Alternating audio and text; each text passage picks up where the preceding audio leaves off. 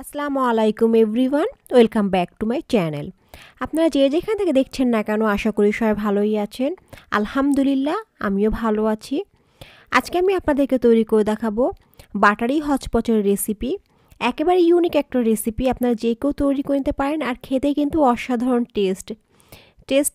টেস্টের কথা যদি বলি, তাহলে কিন্তু একবার যদি না খান তাহলে কিন্তু টেস্টের কথা কখনই, আমি যে বলছি আপনারা কিন্তু বুঝতে পারবেন না টেস্টটা কতটাই হবে। যদি একবার খান তখনই বুঝবেন বাস্তবে এই টেস্টটা কতটা নাইস। এখানে আমি প্রায় 500 গ্রামের মতো চাল নিয়েছি মুগ ডাল। আমি আজকে এই মুগ ডাল দিয়ে বাটারি হচপচ তৈরি করব। এখানে নিচ্ছি আমি বাটার। এখানে 50 গ্রামের মতন বাটার নিয়েছি, দেখতেই পাচ্ছেন। আজকে আমি এই হচপচটা কিন্তু বাটার দিয়ে তৈরি করব, অসাধারণ লাগে এই বাটারি হচপচ। এটা আমি এক আন্টির বাসায় খেয়েছিলাম, সেখান থেকে আমি এই রেসিপিটা নিয়ে আসছি। চিন্তা করেছি আমি আপনাদের সাথে এই বাটারি হচপচের রেসিপিটা শেয়ার করব আমার কাছে, এবং যারা যারা খেয়েছে তারা কিন্তু খুবই প্রশংসা করেছে এই হচপচটা। তাই ইনশাল্লাহ আশা করি আপনাদের কাছেও ভালো লাগবে। এই বাটারি হচপচের জন্য বাটারটা আমি আগে থেকে গলিয়ে নিয়েছি, দেখতেই পাচ্ছেন। দিয়ে দিচ্ছি, এখানে দিয়ে দিচ্ছি আমি দারুচিনি, আস্ত গোটা জিরা, আর হচ্ছে এখানে আদা। এখানে আমি আদা দিচ্ছি কারণ আদার সুন্দর একটা অ্যারোমা আছে।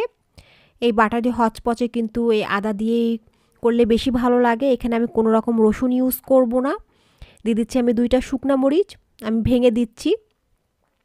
আমি তেলের মধ্যে সুন্দর করে ভেজে নেব যাতে সুন্দর একটা ফ্লেভার আসে।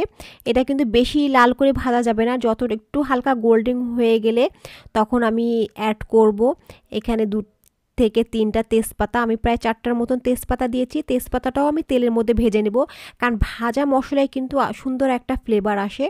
এখানে আমি প্রায় হাফ কাপেরও বেশি পেঁয়াজ বেরেস্তা ইউজ করেছি। আমি পেঁয়াজ বেরেস্তাটা আগেই করে রেখেছিলাম, যেহেতু আমি পেঁয়াজ বেরেস্তা কিন্তু আমি স্টক করে রাখি, এক্সট্রা আমি অনেক করে রাখি। এই রেসিপিটাও কিন্তু আমার চ্যানেলে দিয়ে আছে, আমি কিভাবে অল্প তেলের মধ্যে আমি পেঁয়াজ বেরেস্তাটা করি।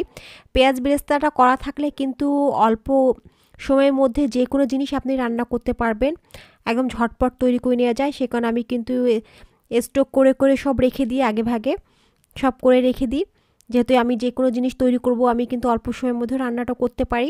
এখানে দিয়ে দিচ্ছি আমি ধুয়ে রাখা চাল এবং ডাল। আমি এই ভাজা পেঁয়াজ এবং আদার সাথে আমি দিয়ে ভালো করে নাড়াচাড়া দিয়ে ভেজে নেব। চাল ডালটা সুন্দর করে ভাজা হলে কিন্তু এই বাটারি হচপচের স্বাদটাই হচ্ছে, আপনি যত সুন্দর করে ভাজবেন এবং ততটাই কিন্তু খেতে পারফেক্ট হবে, সুন্দর একটা ফ্লেভার আসবে। দিয়ে দিচ্ছি আমি 4টা কাঁচামরিচ, আমি একসঙ্গে সব ভেজে নেব, সুন্দর করে ভাজতে হবে। দিয়ে দিচ্ছি আমি স্বাদ মতন লবণ। আমি এখানে প্রায় 2 চামচের মতো লবণ দিয়েছি, কম বেশি হলে সেটা আপনারা আপনাদের প্রয়োজন অনুযায়ী দিয়ে নেবেন। আমার প্রয়োজন অনুযায়ী, স্বাদ অনুযায়ী আমি লবণটুকু দিয়ে নিচ্ছি, লাগলে আবার পরে দেব, বাট এখন আমি 2 চামচের মতন দিয়েছি। আমি ভালো করে নাড়াচাড়া করে নিব। দেখতেই পাচ্ছেন ফ্রেন্ডস, আমি সুন্দর করে ভেজে নিয়েছি, একদম সুন্দর একটা ঘ্রাণ বেরিয়েছে। এখানে অ্যাড করছি আমি গরম পানি। যেহেতু আমি এই হচপচটা একটু জুসি করব, সে কারণে আমি হট ওয়াটার দিচ্ছি। এখানে কোনো রকম ঠান্ডা পানি দিচ্ছি না, আমি একটু হালকা হট ওয়াটার দিয়ে আমি ভালো করে নাড়াচাড়া দিয়ে নিচ্ছি। দেখতে পাচ্ছেন আমি কিন্তু পানিটা কিন্তু বেশি দিয়েছি, যেহেতু আমি হচপচটা একটু জুসি করব, কারণ শীতের সকালে কিন্তু এই জুসি হচপচটা কিন্তু খেতে বেশি ভালো লাগে। আমি ঢাকনা দিয়ে প্রায় বলক আসা পর্যন্ত ওয়েট করব। দেখতেই পাচ্ছেন ফ্রেন্ডস, আমার হচপচটায় কিন্তু সুন্দরভাবে বলক চলে আসছে, আর একদম অল্প সময়ের মধ্যে কিন্তু এই হচপচটা হয়ে যায়। যেহেতু এটা ডিপেন্ড করে আপনাদের চালের উপর, চালটা মনে করেন যদি একটু পুরাতন হয় তাহলে কিন্তু একটু হতে লেট হবে। যেহেতু আমার চালটা নতুন চাল, একদম অল্প সময়ের মধ্যে আমি করে নিয়েছি কোনো রকম ঝামেলা ছাড়া। আমি নাড়াচাড়া দিয়ে আমি ঢাকনা দিয়ে আরও আমি 20 থেকে 25 মিনিটের মতন কিন্তু রান্না করে নেব। এর মধ্যে কিন্তু আমার জুসি এবং বাটারি হচপচটা কিন্তু তৈরি হয়ে যাবে পারফেক্টলিভাবে। দেখেই বুঝতে পাবেন কতটা পারফেক্টভাবে আমি এই রান্নাটা করেছি, একদম ইজিলিভাবে। আমি ঢাকনা দিয়ে প্রায় 20 থেকে 25 মিনিটের মতন আবার ওয়েট করব। এ পর্যায়ে কিন্তু আমি ঢাকনা দিয়ে বা একটু নাড়াচাড়া দিয়ে নিয়েছি, ক্যামেরাটা অফ করে। দেখতে পাচ্ছেন ফ্রেন্ডস, আমার বাটারি হচপচ কিন্তু অলরেডি রেডি হয়ে গিয়েছে। কতটা পারফেক্টভাবে জুসি হয়েছে,